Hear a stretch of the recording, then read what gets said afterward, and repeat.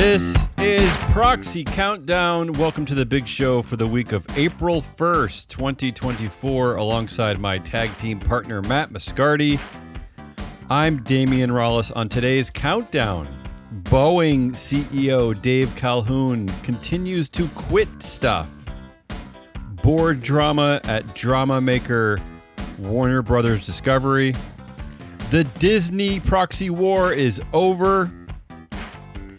Shareholders sort of getting it right at Jefferies Group, and on the big vote, Boeing's better looking and better smelling sibling, Airbus. Let's get over to our trade wire. Dead man walking, Boeing CEO Dave Calhoun is also stepping down from the board of Caterpillar.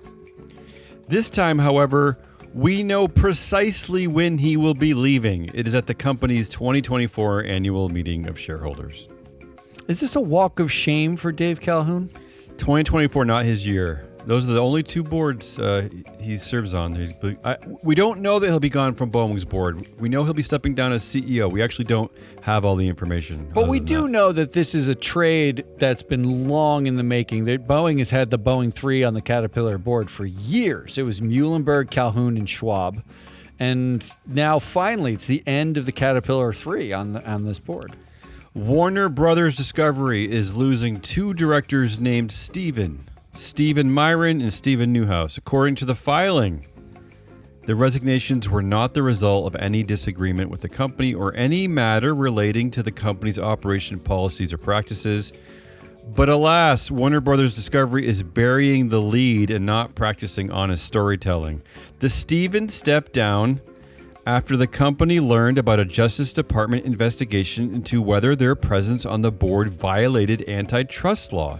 Federal law forbids most corporate board members to simultaneously serve on the boards of their competitors. The Stevens are both executives at Advance, which is a private family-held business owned by the Newhouse family, whose holdings include not only Warner Brothers Discovery at 8% of total holdings, but Charter Communications, where they own 12% of shares. Stephen Myron, who is the CEO at Advance, is a director at Charter Communications, while Stephen Newhouse, whose family controls Advance, has a family member who also serves on the board of Charter Communications. To wrap up a complicated story, Matt, the Stevens are out at Warner Brothers Discovery because of an investigation by the Justice Department. I mean, first of all, it seems like this is something that Warner Brothers should have known in advance. But in the end, it sort of amounts to nothing. We have them pegged at 10% collective influence, so they're not exactly calling the shots on the Warner Brothers board at this point. Except that the new Advance does control 8% of Warner Brothers Discovery shares, so it is our influence numbers might be I don't know, undercounting the power they might have. No, I shouldn't say that. You can edit that part out of the show. And at United Airlines, they have been busy adding members to its board with experience in selling drugs. First, former Walgreens CEO and Starbucks COO Roz Brewer, and now Michelle Fryer, president at makeup brand Clinique, a part of the Estee Lauder company. So United Airlines adding two executives from companies that sell drugs. I can't understand the United Airlines board at all because you've added Roz Brewer, but you already have you have someone from Nike, you got someone from Uber. All brands. They love brands. They love branding. Just brands. You have Target. Mm-hmm. You have IBM. There's not a single person who builds a plane. They're not engineers. There's someone for partners in health. What are the skills required to actually operate an airline? Seems to be entirely within the purview of Scott Kirby, who's the CEO of United on this board. Let's move over to our proxy cage matches, Matt. It's over. The Disney proxy cage match at Walt Disney is finally over. Disney has fended off activist investor Nelson Peltz for the second time in 2 years as its shareholders rejected his effort to win 2 seats on its board. Disney claimed a substantial margin of victory, although no official results have been released yet. Unofficial results show that Disney's board candidates won the backing of 75% of individual shareholders. Overall, Nelson Peltz received the support of 31% of the vote, while CEO Bob Iger received 94% of the vote. Remember, Nelson Peltz already announced that he voted against Bob Iger, so that might have been really the only votes withheld against Bob Iger. Blackwell's, while also failing to receive support for its three nominees, had this to say, quote, "Our primary objective was achieved, keeping Nelson Peltz out of the Disney boardroom," end quote. We'll dive into these official results on our next episode. I should say here that a substantial portion of that vote is like Perlmutter's shares as well on the institutional side, right? And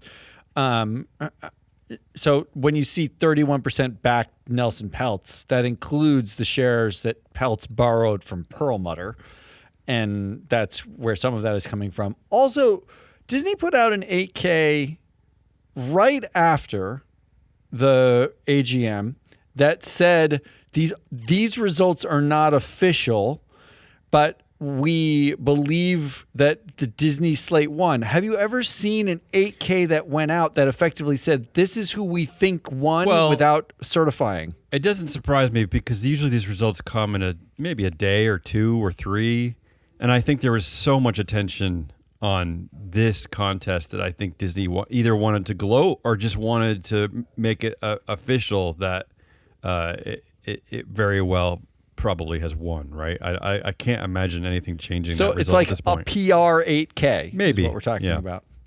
Moving over to our vote results table. There weren't a lot of notable votes last week, actually, in our small cap companies at Jefferies Financial Group. A portion of shareholders are likely avid listeners of this show, the Proxy Countdown. Okay, here we go. 29% of the vote rejected Say-On Pay. And at the same time, the entire compensation committee also received significant votes against their reelection. There we go. I like that. Starting with committee chair Robert Byer, who received 26% against, and the other three committee members, Mary Ann Gilmartin, Michael O'Kane, and Melissa Weiler, all with 20% against. So this is a significant rejection of the compensation committee and Say-On Pay at Jefferies Financial Group.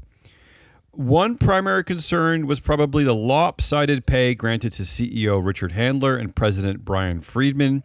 Over the past 3 years, they have received a combined $221 million, $60 million of which is an annual bonus consisting of cash and merely at the discretion of the board. For the record, Board Chair Joseph Steinberg, who has been on the board since 1978, received 97% support from shareholders, so it's clearly not his fault.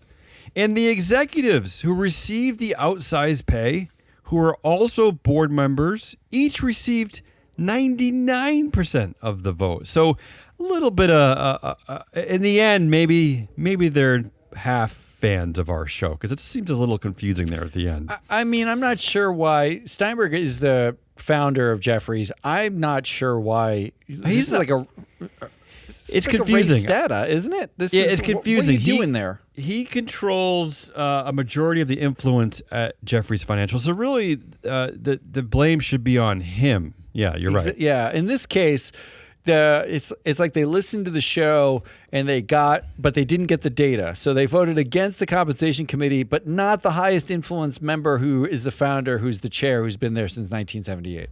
And lastly, at large cap spice company McCormick and Company, which we covered on this show, I got nothing to say. There's nothing really interesting to report here. Shareholders are either happy or not paying attention. I'll go with the latter.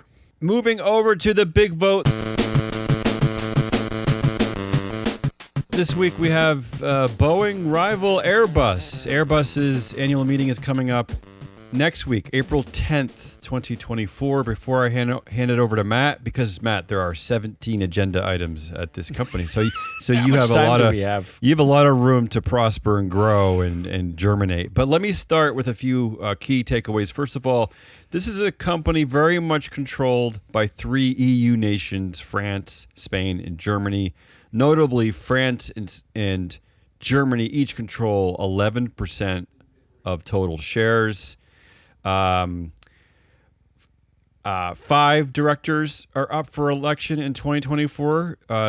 This is not a board where the entire slate is elected annually, including new director Faiyu Xu, who notably has AI experience. We can talk about that more later. And finally, the last thing I wanted to point out was that probably because 3 EU states control this company, essentially, there is a requirement on this board that a majority of the members must be EU nationals. And the reason why that stood out to me is because I noticed that in their order book by region, 47% of orders actually come from North America and the Asia Pacific, and yet only 2 directors represented those regions. So this might be one of the things that happens at companies controlled by nation governments, right? So those are the things that stuck out to me. And again, there are 17 agenda items, Matt. So I don't know where you want to start with this one. Well, I'll start with the company. Look, everybody's talking about Boeing right now because of what's going on at Boeing, and sort of why we picked Airbus, right? Yeah, and ignoring basically what is the only other option for a lot of commercial airline purchases in the world. I mean, and it's not exactly like, you can go into the mall and you don't like that shirt, so you go over to the next store and buy a different shirt. These orders take 5 to 10 years to actually process, and you can't buy them right now, right? Like, so if you don't like what Boeing's done and you've been buying Boeing, you can't switch to Airbus quickly or easily. So actually, in thinking about what's happening with Boeing, companies now, like airlines now, are making a bet that Boeing is going to pull itself out of this and we're going to continue placing orders, or we need to start thinking about placing orders for 5 to 7 years from now with Airbus, which puts Airbus in a position where if they can close this is an amazing time for them, right? Like, this is a great time for them to start to pull away, to separate themselves. And you can see this in the stock, because from the minute the planes fell out of the sky in 2019, there's been just a divergence between Boeing shares and Airbus shares. And that includes the pandemic. Even during the pandemic, both plane makers saw their shares drop, but Airbus not only recovered quickly because there weren't groundings for Airbus, but they have effectively surged since the door plug incident for Boeing as well. They've just seen a reversal in their fortunes. And still, most of the board is underperforming on TSR. Which is hard or average performance, right? You'd expect better, I guess I would say. The board itself is comprised mostly of CEOs. 75% of them are current or ex-CEOs. We classify them as an aristocracy. There's no gender power gap to speak of, which actually feels very EU in some ways, but in other ways we know the power gap is really large in places that mandate. Especially in Scandinavian countries. I think I remember you saying Norway had a the research suggests that in the Scandinavian countries where the mandates are the strongest or the highest for female participation on the board, we actually see the largest power gaps. Those women are kept out of titles. They're not made chair. There's all sorts of issues, not given as much equity. But overall, we've got a board full of bench warmers is really what we have. And these are the people we're asking to capitalize. What do you mean by bench warmers? So bench warmers, we have classifications from Hall of Famers, All-Stars, down to starters, rotation players, and bench warmers, and then rookies. If you think of it like you're putting together a basketball team, it's your Hall of Famers, your All-Stars, they never come off the floor. They come off as little as possible. They play as much of the game as you possibly can get them to play. Your bench warmers, you bring them in only if you absolutely have to because you have injuries in front of them. And we classify board members using performance metrics as bench warmers or Hall of Famers. We basically look at their performance metrics across all the boards that they're on, and we say, how strong of a performer are you versus director peers? And we classify you that way. So this is a board that underperforms its peers. In some ways, I suppose it doesn't surprise me because of the control of the EU states. Because just at glancing at it, I'm seeing 4 German members, 3 French members. You wonder if there are some politics involved where the state wants to put directors on who will listen to the state, right? Who will listen to their needs over maybe Airbus's needs. You know what I mean? There's a conflict of interest there, potentially. I know there's 100% a conflict of interest, and in fact, that's key to, I think, assessing this board. In the mandate of putting the board together, it's all spelled out.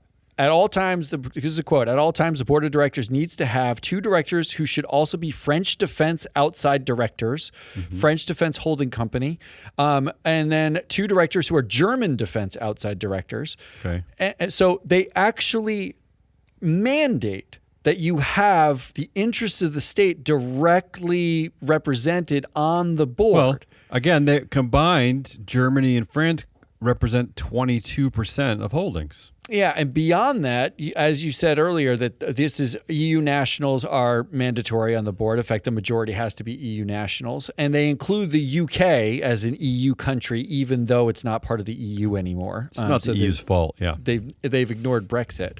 But the biggest thing here, and you mentioned sort of conflict of interest. In fact, the biggest difference between Boeing and Airbus is in terms of, it's not just how culturally they get managed, but it's in the gap between their controversies, the bad stuff that's happened between the 2 companies.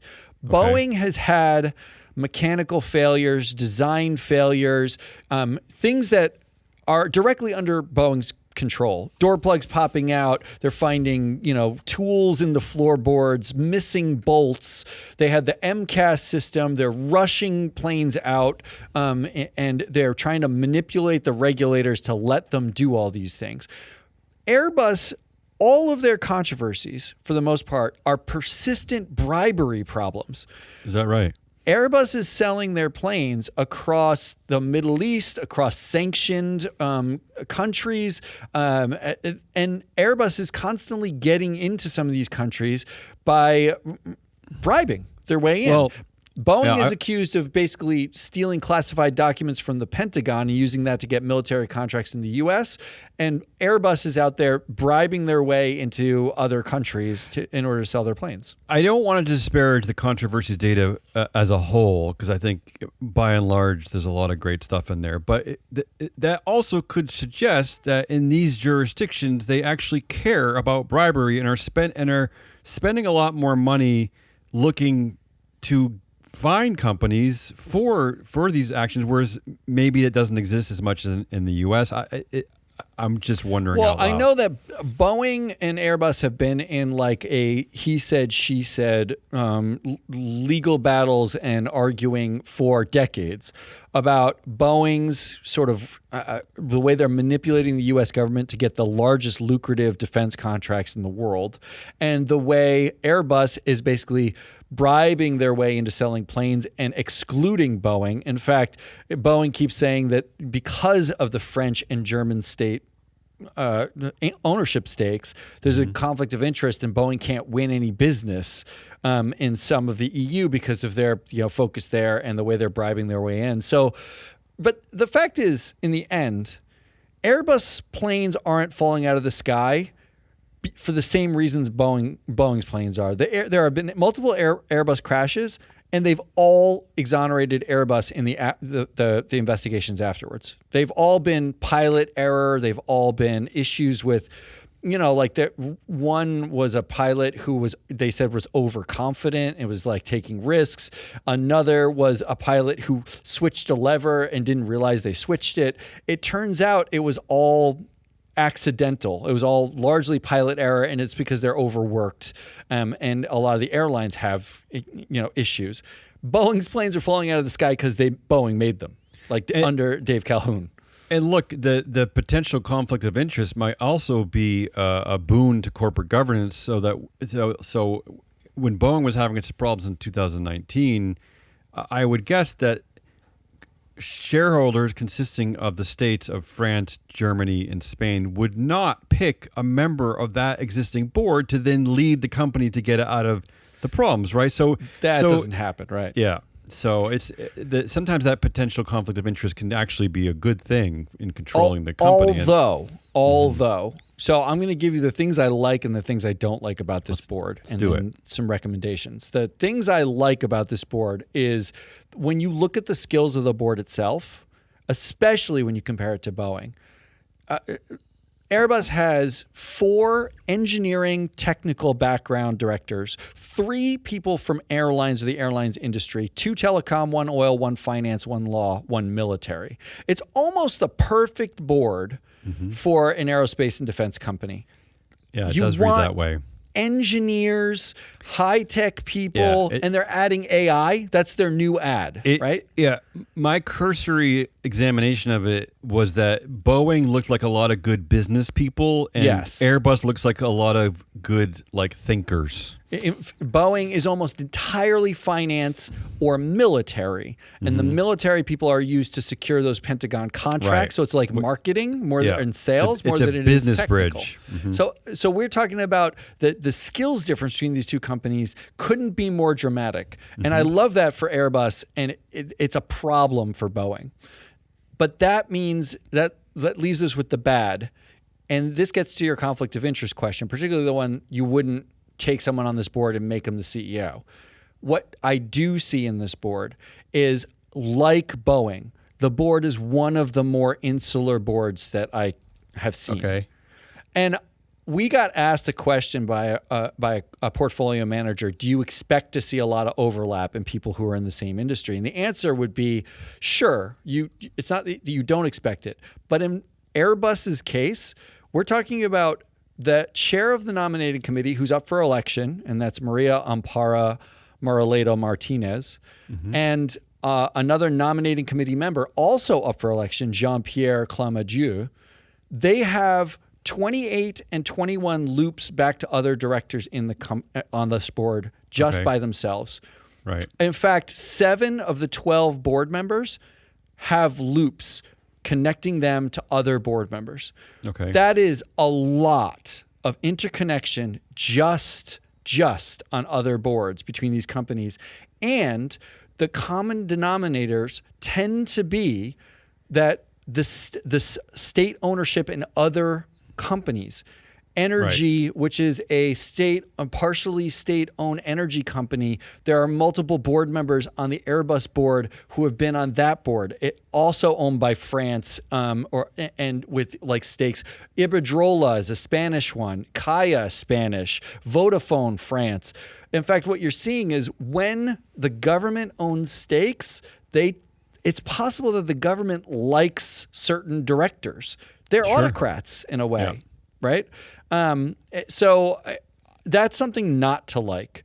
And that gets us to the recommendations. Okay. So again, we have technically only 4 directors up for re-election and 1 new director. We mentioned a German woman named Feiyu Xu, who is the global head of AI at SAP. She's an AI expert. Which I love the ad. In fact, I'm all for the ad. That's a vote for 100%. But I think because of the nature of these staggered boards, they're like classified boards because they have board terms. This year, the vote is against. The only vote recommendation I have is for everybody except for Amparo Moraleda. I don't like voting against her because she's an industrial engineer. She's done energy engineering. She actually has a relevant skill set on this board. But she's the most connected person. She's the head of the nominating committee, and it's time to stop putting your friends or the friends of the French, German, or Spanish governments on these boards. There are other people who are engineers who you can add to this board. Yeah. This year, I think you register discomfort with the fact that what got Boeing into trouble is a board full of friends making expedient decisions that benefited them. Dave Calhoun, Yeah. like, makes himself CEO because he was the chair of the board, right? Like, that's how that works. I will say that your recommendation to vote against Moraleda is on par with how shareholders have acted in the past. In 2021, 13% of shareholders voted against her reelection, which is a really significant amount. I know 13 might sound small, but especially in these jurisdictions at companies like this, 13% is a very loud voice of dissent. And to your point, Matt, she sits on several other boards in Europe, Yes. so that the fact that she's highly connected is definitely not a surprise. It's not surprising. She's also the chair of the committee on this board, which I've never seen a committee like this, and this may be European, but it's the Remuneration, Nomination, and Governance Committee. You do see that at certain European companies where there's a committee does the combined role of the nomination and the pay committees that you see here in the U.S. That's bananas to me. This is the committee that pays itself, pays the CEO, helps set bylaws, and nominates itself. Yeah, and you have it's a bit much. And the chair is the most connected person on the board. Yeah. I think actually this is a good opportunity. She's also the longest tenured person on this board. Mm-hmm. This is a good opportunity to change the regime, not because Airbus is not positioned well with skills, but because Airbus has not capitalized from a shareholder perspective on its position. And you need to avoid becoming a future Boeing. It's also interesting because when you look at our influence numbers, it's also one of the reasons why she's the second most powerful person on this board is because she essentially is the chair of two important board committees, at least from the perspective of an American exchange. That's the compensation and the nomination committee. And she's the longest tenured, and she's the most connected. And this is why she has more influence than even the chair, Renee Oberman. So that's right. Yeah. Again, if using the concept of board refreshment isn't an important part of your strategy or as an activist or just an investment in general, she is a really great target in that sense. She's a perfect candidate for sort of replacement here, right. Which also gives you the opportunity for next year, because not all the directors are up for election this year, but next year you have the opportunity to vote against Claudia Nama, who is also highly connected, including directly to the chair of the company through Deutsche Telekom. And she's one of the worst performers on controversies. She has duplicative skills on the board already. And this is an opportunity to bring in another engineer, start to break the chain of connectivity on the board, by fist bumping this board, you can avoid that future Boeing scenario in which friends are helping each other and not the customers, and possibly capitalize on what may be the biggest opportunity Airbus faces in the next 20 years. This is their moment. Having AI on the board, I love that move. This is their moment to sort of move into the Boeing space. It's going to take Boeing a decade to clean themselves up. You got to be not by default sweeping up those contracts. You need to be proactively positioning yourself to get them. So that's my recommendation. Anything else you want to touch on pay here before we wrap up?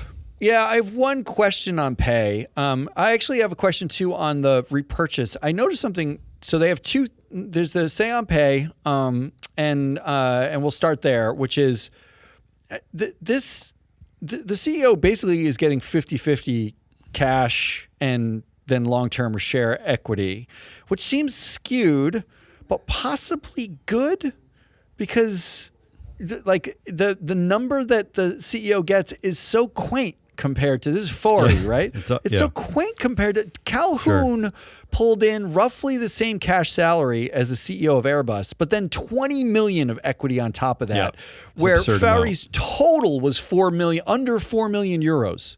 Yeah. And he doesn't have 3 crashes on his conscience and a company that doesn't work. Yeah. It's really hard to vote against pay. These European companies seem to have figured pay out. Especially from the perspective as Americans, it's hard for us to think that there's anything wrong with this pay package, relatively speaking. Because you see over and over again the amount of long-term equity given to American CEOs, which means that they essentially can prosper if if they're responsible for the share price taking a dive in their tenure, they can prosper from that event, right? They can prosper by sucking.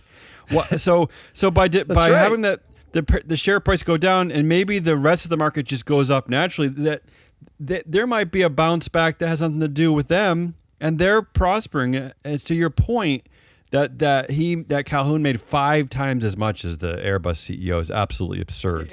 And he's going to get it's possibility that he gets instant vesting of his shares on his way out of his failed company, which gives him another $50 million at low cost options because the price is tanked under him. Exactly. So I vote yes for pay. And the last thing I have here is actually, if you want to send a message to Airbus that you want to position them for the future and not the now, to get those Boeing contracts, to keep innovating, to be the world's global leader in aerospace and defense, I actually think you vote against the renewal of authorization to repurchase 10% of the companies, the buyback, the share capital. Look, I personally prefer dividends and making a long-term investment in the company, but forget my personal belief. In 2023, Airbus spent less than 5% of its revenue on R&D. That's the 4th time since 2008 that they've spent less than 5% of their revenue on R&D. In fact, prior to 2013, when they announced their first big buyback program, Airbus spent an average of 6.1% of revenue on R&D. Since they started the buybacks, the average has dropped to 5%, and it's never cracked the 6% mark. They had all of their lowest spends on R&D after major buybacks. So they have a big buyback one year, the next year they have the lowest spend on R&D. Yeah. If you want to tell the company, keep the capital because you have a 10-year ability here to R&D your way into the future. You got an AI person on the board. With Boeing. You could be dominant. Flailing. Spend the money on the R&D. Be smart. Okay. Spend the money now on the R&D. Don't give us the buyback because we want the gains later. That's my other recommendation. To recap, Matt says vote against a share buyback. That is proposal number 16. Vote for remuneration of pay at Airbus, and vote against Amparo Moreleda, who is the Compensation and Nomination Committee chair. That is it. That's the proxy countdown for the week of April 1st, 2024. Join us next week, or join us at our next show. I'm not sure when that will be. Matt going on vacation next week, when we jump back into the alternative democracy pool. Forever on the lookout for shareholder sharks, floating band-aids, and wayward directors.